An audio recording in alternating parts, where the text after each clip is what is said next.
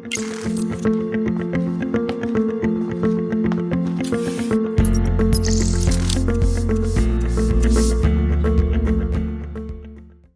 noite a todos.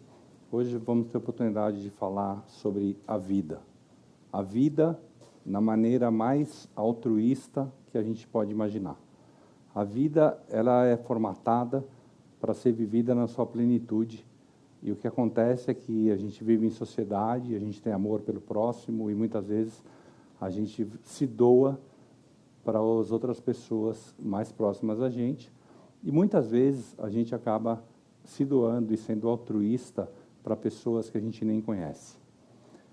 Nisso, a medicina ela é muito importante, porque ela propicia a nós médicos a sermos altruístas de uma maneira intensa, praticamente todos os dias da nossa vida. Só que numa situação especial, os médicos acabam correndo risco de vida, da sua própria vida, em prol de pessoas que eles conhecem, mas não conhecem tanto quanto os parentes, quanto os amigos de longa data, que são os pacientes que necessitam de transplante de órgãos. Então, o que acontece muitas vezes é que a gente tem a figura da doação como uma coisa voltada exclusivamente para o receptor. Mas, na verdade, existe todo um sistema em volta dessa doação. E esse sistema, ele funciona, algumas vezes, correndo riscos.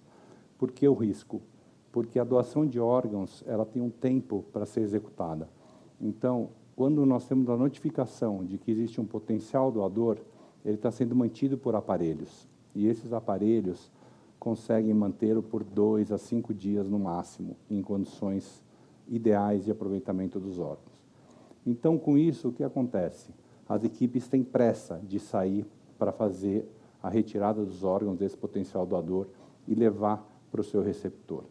No coração, no pulmão, no intestino, é ainda mais complicado, porque o tempo de preservação é um tempo menor, é um tempo de até 8 horas, até 6 horas no coração. Então, são situações realmente de urgência, em que não só a eficiência de retirar os órgãos rapidamente, como de trazê-los para o centro transplantador tem que ser muito ágil. E dessa maneira se corre o risco. Então, o que acontece? A chance de você ter um acidente aéreo numa captação de órgãos é 1000 vezes maior do que num voo comercial. Um cirurgião de transplante, ele tem uma mortalidade de trabalho de 4 para 100 mil, quando um médico normal tem menos de meio para 100 mil. 4 para 100 mil é a mesma taxa de qualquer profissão, incluindo as profissões de maior risco.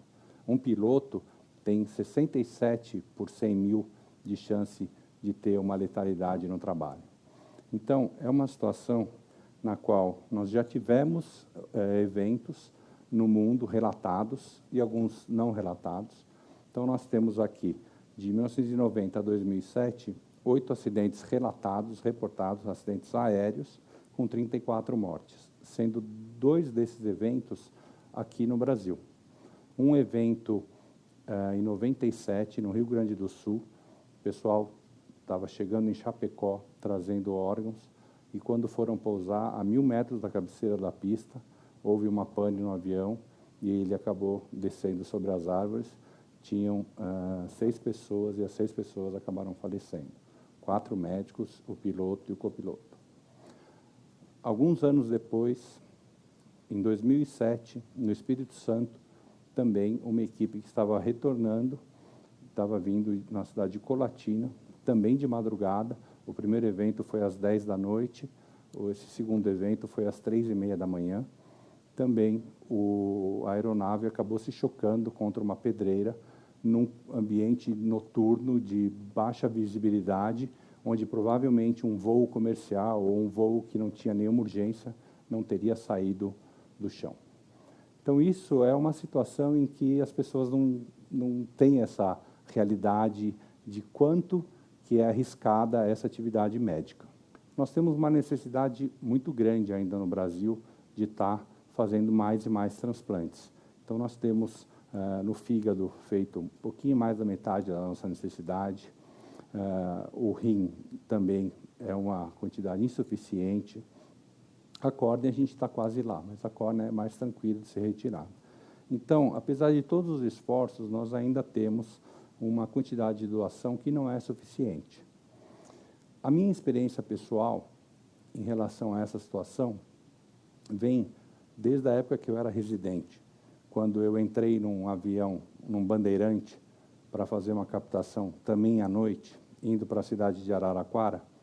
Quando eu entrei no avião, o forro estava todo novo, era um Bandeirante que parecia que era novo.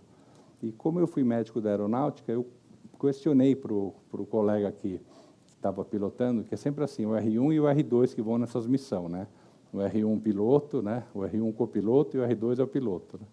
Então, R2 é o residente, né? Ou seja, o cara que está começando a pilotar. São bons profissionais, mas não tem a experiência de um comandante, né? Que já tem anos e anos de janela de voo. Mas, de qualquer maneira, eles falaram para a gente que aquele forro tinha sido reformado porque o avião tinha pego fogo há um tempo atrás, e então trocaram o forro. Então, já não é uma coisa muito tranquila de você, né, encarar um voo noturno num Bandeirantes. E aí, como a gente tem essa história de aeronáutica, naquela época podia acessar a cabine do piloto, fomos lá, conversamos, e dentro do painel ali, tinha um painel gigante com todos aqueles instrumentos, mas no meio do painel tinha uma luz vermelha que estava apagada, mas que era que nem a luz do Batman, né? Aquela luz grande assim. Eu perguntei, para que serve essa luz, né? Falei, não, essa luz é a luz de pane. Então, quando tem um problema maior, a luz... Ah, então tá bom, ainda bem que ela está apagada, né? Não, tudo bem, legal. Aí chegamos em Araraquara, fomos no hospital, o piloto entrou com a gente no centro cirúrgico, queria participar da captação, ver como que era. Tudo bem. Quando nós retornamos, a hora que o avião decolou, começou um barulho estranho. E aí, aquela movimentação, eu olhei para a cabine ali, a luz vermelha estava pá, pá, pá. Falei, nossa senhora, e agora, né? Aí o engenheiro de voo pegou um livro daqueles desse tamanho assim, e começou a abrir o livro e para olhar, para resolver o que estava acontecendo. Aí começou aquela movimentação toda. E a luz piscando. Eram 3h30 da manhã, eu tinha feito a captação, naquela época eu entrava na cirurgia do doador e do receptor. Aí eu pensei, se eu sobreviver, eu vou ter que entrar na cirurgia do receptor. E não vou conseguir ficar acordado, eu preciso descansar um pouco. Se eu morrer, eu prefiro morrer dormindo do que ficar vendo essa situação dessas pessoas desesperadas, sem saber o que fazer. E aí, acreditem ou não, eu peguei no sono e dormi. Não morri, como vocês podem ver. E aí eu acordei quando a gente estava pousando. E aí a gente questionou, né, o que tinha acontecido. Os colegas da aviação não tinham nem ideia do que tinha acontecido, acharam que era uma pane elétrica, porque não acharam motivo para estar em pane e tudo mais.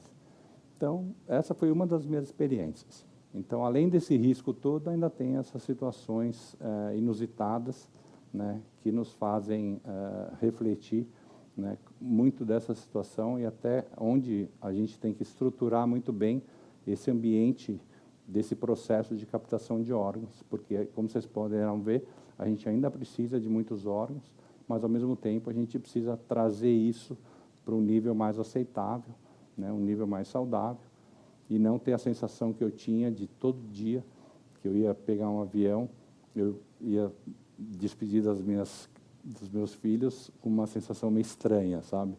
De que não sei se realmente vai ser um bom voo.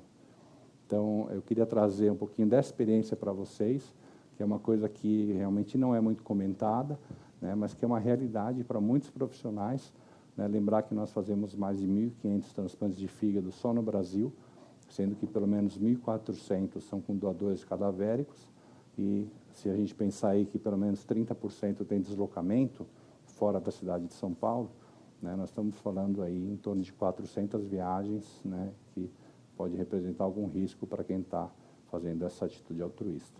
Muito obrigado.